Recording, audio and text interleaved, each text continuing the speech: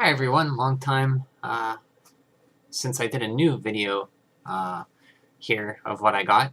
Um, I posted a video earlier that was about 3 weeks old, and it was on my hard drive for a while, and that's because my YouTube had a problem with uploading. It wouldn't let me upload, and I finally got that fixed, so I uploaded that.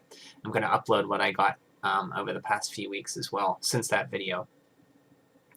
So since that, I got some big things. The new Nintendo 3DS came out, and I picked up the Majora's Mask edition.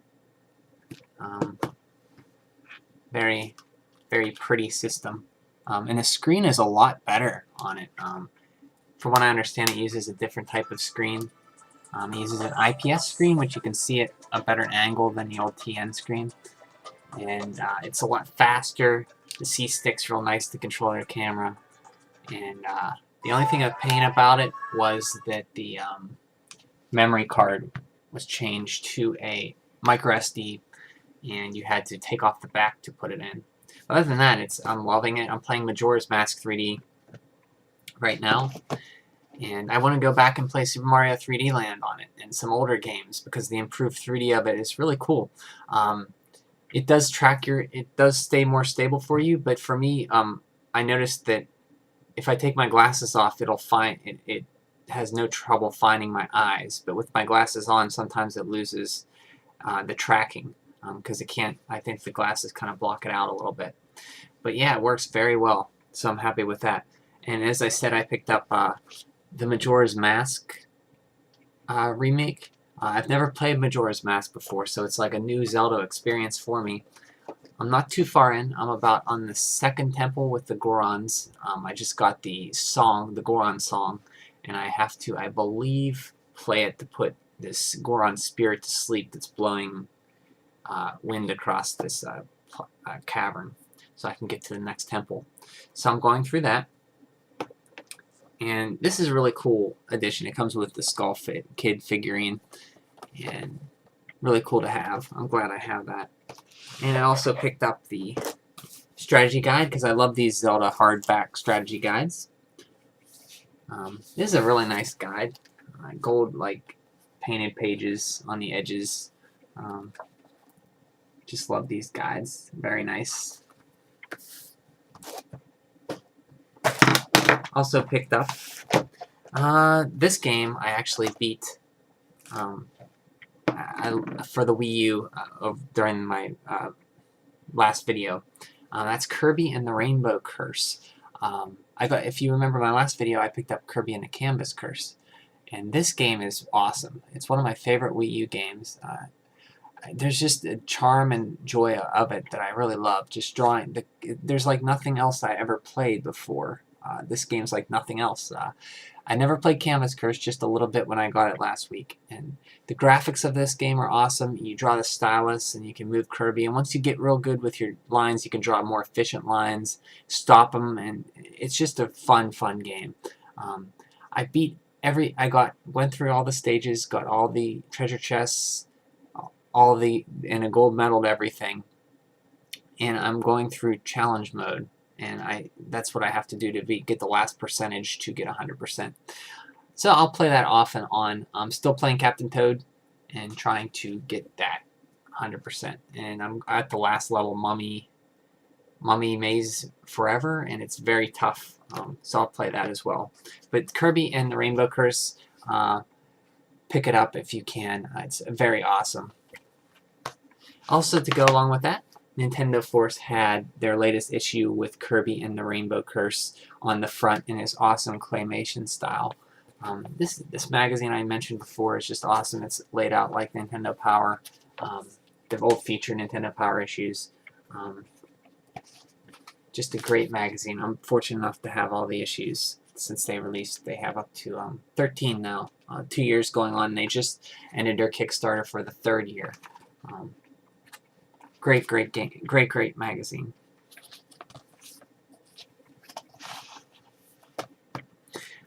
And also, I picked up some more DS games. Picked up Soul Bubbles. I don't remember if I mention this in my last video that I picked up or not. No, I don't think I did. But this is it was exclusive to Toys R Us, and I heard a lot about it. I don't know much of I heard about it, I should say. Yeah, you use a stylus, and apparently you use a stylus to save lost spirits, and you steer them with bubbles. So kind of cool, and it's real cheap. I think it's like $8 or less or more, $8 or $10 you can find. So it's worth, for that price. I haven't played it yet, so I don't know much about it. Also picked up Sonic Rush for like $8. I heard this was a good classic style 2D Sonic game. Early Nintendo DS release too. River City Sports Challenge. I got this because I love River City Ransom on the SNES, or the River City Ransom on the Nintendo Entertainment System. So it's a bunch of sports challenges with the River City Ransom kids, or that style of people. I think I picked this up for $8, Wario Master of Disguise. I'm currently going through all the Wario games I missed. I started with Wario Land 2, or Super Mario Land 2 Wario Land. Or, no, Super Mario Land 3 Wario Land. And I beat that, and I beat Wario Land 2 recently. I'm going to start Wario Land 3. This one I heard it's not as great, but I've heard it's different, so I'll give it a shot. And it was real cheap. And yeah, glad to have that. Haven't played it yet, so I can't comment. I'll probably get to it here once I finish Wario Land 3. What else? I got a new Game Boy Advance SP. I currently have the older. This is my original model here, which was the original front lit one, which, as everybody knows, it's just the front light. It's either on or off, and it was a huge improvement from the original, wide model. This is the AGS 101, which has the backlit screen, similar to the DS later, where you have 2 levels of brightness. I'm sure all of you already know this, but it's bright, and then you turn it on, it's super bright. I was happy to get one of these. I'm very particular about used consoles. This was a used one, but it was in perfect condition. There's a little scratch, but it's hardly known unless you look at it in the light. And it was in the color I like too, because these only came out in a few colors. There was pearl, graphite, which is this, and I think a pink. And there might have been a special edition one too, but I'm happy to have that. I finally found that. And this can go with my Game Boy Advance collection, which I'm playing a lot of those games right now. And also, I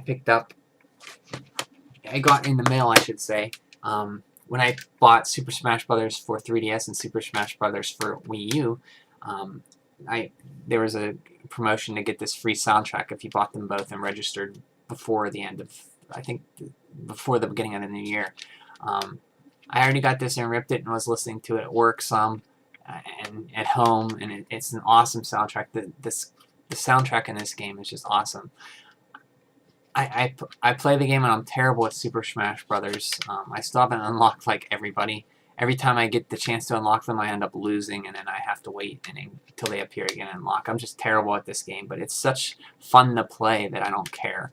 And I could see this as a game if you do get a digital game, which I don't really care for digital games, but I'm not against them, but I'd rather get a physical copy. But this would be a good game to get digitally, because it's the type of game you want to just jump into, hey, I'll play a quick match of this game, without getting the discount. And this soundtrack is just awesome. And I think it's called Super Smash Bros. For Nintendo 3DS and Wii U, a smashing soundtrack. I think it's a different name in Europe, and something soundtrack. It's differently named there. What else? Oh, I got a new Super Nintendo game. Haven't bought a lot of those in a while, because I haven't seen many that I'd really want. Mostly just sports stuff. This is Earth Defense Force. This is an early shoot 'em up game, or shooter, from Jaleco, and it was real cheap. Also, picked up Codename Steam for the Nintendo 3DS.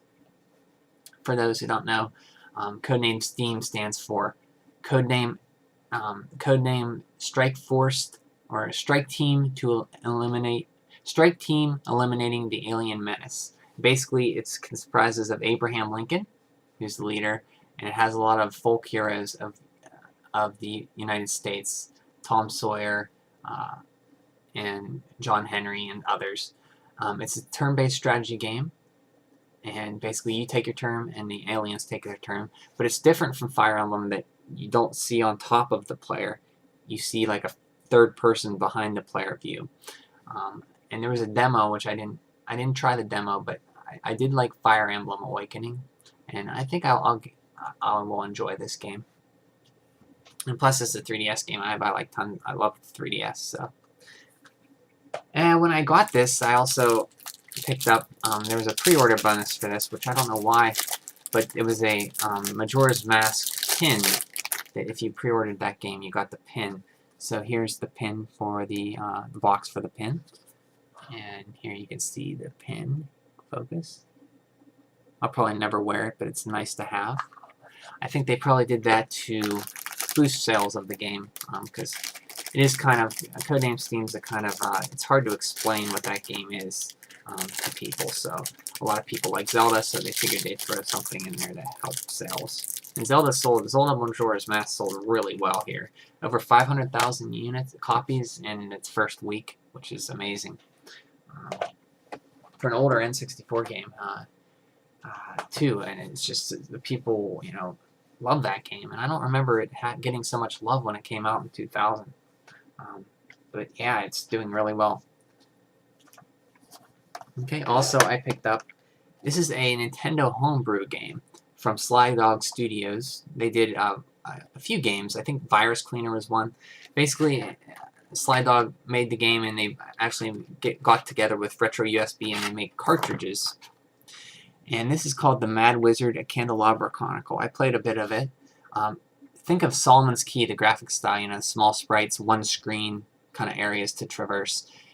And mix that with Metroid, and you kind of move from, there's a whole bunch of screens, like a map you can either chart or, remember, and you get upgrades to your floating ability. You can float, at first you can float up in the air to go over obstacles. You can float one up and one left, and I think as you go further, you can go further, like more spaces up and more spaces right to get to more areas. Upgrade your weapon, you shoot like this projectile from a wand, and there's enemies you can defeat. Very fun game. I highly enjoy it. If you're interested in it, check out Retro USB. It's still, I think it goes for about $40. But I always love these, homebrew games and these old NES games. New, I should say, games that you can play on your system.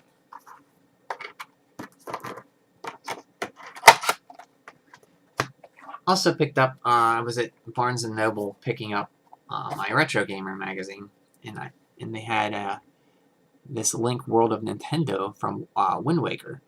This is the second World of Nintendo series release. This is 1-2. I have all of 1-1, and I didn't think these were out yet, so it's kind of cool. So got Link here. I think this was $6. And you see on the back, there's also a Ganondorf coming out, so I'll have to keep an eye out for him.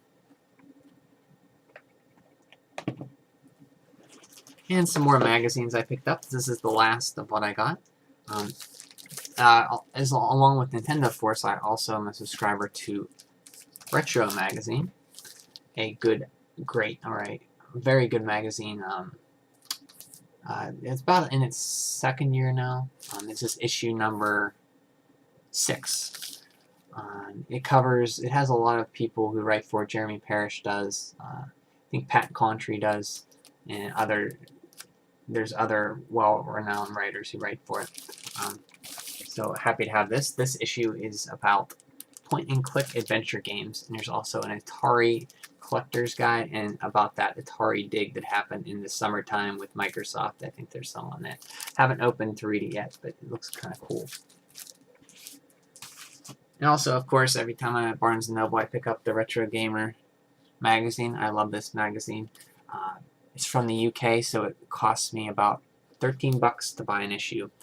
But it's a very awesome magazine. And it also has a lot of stuff that I'm not familiar with in it, because the United Kingdom gaming scene in the early 90s was a lot of computers. The ZX Spectrum, or they call it the ZX Spectrum, is covered a lot in here. The Amstrad and other computers that we didn't quite get here. It was very much a computer-savvy early video game scene over there. And it's cool to see that factor in it that I never knew about. And it also covers, of course, Nintendo, Sega, and all those classic games. Great magazine. So this is issue number 138. Also looks at the Game Gear, because little known, but the Game Gear is 25 years old this year. And Game Gear is a decent system. It just, came out trying to take on the juggernaut Game Boy, which got all of the development and everything. But Game Gear is still fun to play. So yeah, that's everything I got. I hope everybody has had a great time since I last talked to you. And now that spring is almost here, got through that rough bit of winter there for the past month, or end of February, early into March was pretty bad. But happy to get through that and ready for spring to be here in another week or so. This is the 15th. It'll be the 21st will be the first day of spring. Ready for weather to warm up and get out there and enjoy the weather. So everybody take care, and I will hopefully see you all again. Thanks. Bye.